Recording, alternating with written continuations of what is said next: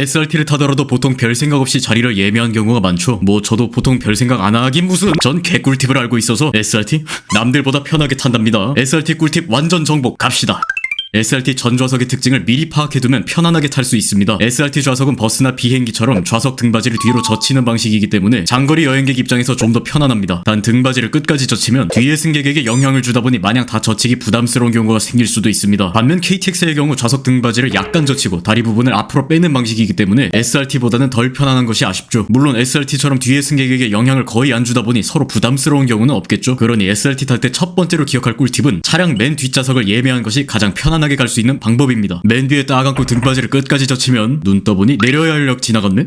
그리고 SRT 많이 타본 분들은 느꼈을 테지만 똑같은 좌석을 타도 가끔 좌석 색상이나 실내 분위기가 묘하게 다르다는 것을 느낄 겁니다. 이는 SRT에 운행 중인 차량 중 200호대와 300호대 종류 차이인데요. 직접 타기 전까지는 두 차량을 구분하기 어렵지만 실내 구성에 살짝 차이가 있습니다. 자, 보통 일반실을 제일 많이 타죠. 일반실은 특실처럼 목베개 같은 게 없다 보니 편하게 가기엔 아쉽죠. 하지만 SRT는 일반실임에도 목베개가 있는 꿀자리가 있습니다. 바로 그건 4호차입니다. 4호차는 사회적 약자 배려석으로 일반실임에도 목베개가 있으니 조금 더 편안하게 여행할 수 있다는 장점이 있습니다. 여기에 우연히 300호대 4호차를 타셨다면 목베개 높낮이 조절 또한 가능합니다. 4호차를 타더라도 일반실과 운임은 같으니 4호차 예매를 노리는 것도 일종의 전략이겠죠. 근데 꼭 장점만 있는 것은 아닙니다. 남성분들 한정으로 화장실이 유독 먼 게 단점입니다. 4호차에 인접한 남자 화장실은 없고 6호차 쪽까지 넘어가야 화장실이 있기 때문에 편안함을 얻고 화장실을 잃는 것이 아닌가 싶습니다. 여기서 응용 꿀팁, 편안하게 가고 싶다면 꼭 4호차 맨 뒷자리를 예매하고 등받이를 풀로 젖힌다면 특실, 솔직히 부럽지 않죠? 이제 돈 좀 쓰고 특실 타면 솔직히 그만큼 편안하게 가야 하지 않겠습니까? 좌석 간격도 넓고 1인석도 있으니 특실에 한번 빠지면 지갑 사정 생각 안 하고 계속 타게 됩니다. SRT 특실에는 좌석에 목베개가 있습니다. 이게 별것 아닌 것 같지만 앉아보면 정말 안락합니다. 특실 목베개는 국내 열차 최초이자 유일한 가죽 소재이며 안락감과 청결성 모두 챙겼다는 평가를 받고 있습니다. 특실도 300호대 열차를 타셨다면 좌석 선반도 다른 열차와 달리 항공기형 선반입니다. 즉 비행기 탈 때 흔히 보는 그 선반처럼 여는 형태입니다. 나름 지상의 비행기를 타는 기분이겠죠? 비행기 타면 빼먹을 수 없는 게 사실 기내식이죠. 기내식 대신 SRT 특실 승객은 특실 물품을 자유롭게 가져갈 수 있습니다. 특실 물품은 현재 기준 마스크와 생수입니다. 물병을 잘 보면 라벨지가 없죠. 이는 SRT가 기존에 제공하던 생수병과 달리 염색과 인쇄, 접착제가 없는 투명 페트 소재를 사용해 친환경 선순환 구조를 창출하는데 이바지한 일환입니다. 요즘은 친환경 소비, ESG 경영이 많이 대두되는 시기라서 참으로 적절한 물병이 아닌가 싶네요. 이전에도 SRT는 특실 물품으로 견과류, 쿠키, 물티슈, 구강 청정제, 핸드크림 등을 제공할 정도로 구성만큼은 정말 훌륭했고 현재는 친환경 기조에 맞게 물품을 제공하는 것을 보면 참 트렌디한 구성이라고 생각됩니다. 또한 특실에서 편하게 주무시고 싶다면 승무원께 안대를 요청하면 제공받을 수 있으니 잘 때만큼은 편안하게 주무십시오. 이제 SRT 타면서 수서역이랑 천안아산역에서 환승하는 분들 잘 보셔야 합니다. 수서역에서 지하철로 갈아탈 때 덜 걷고 싶다면 1호차를 예매하십시오. 수서역 승강장은 1호차 방향이 환승 통로에 제일 가깝기 때문에 이곳에 앉으면 환승만큼은 편합니다. 반면 8호차,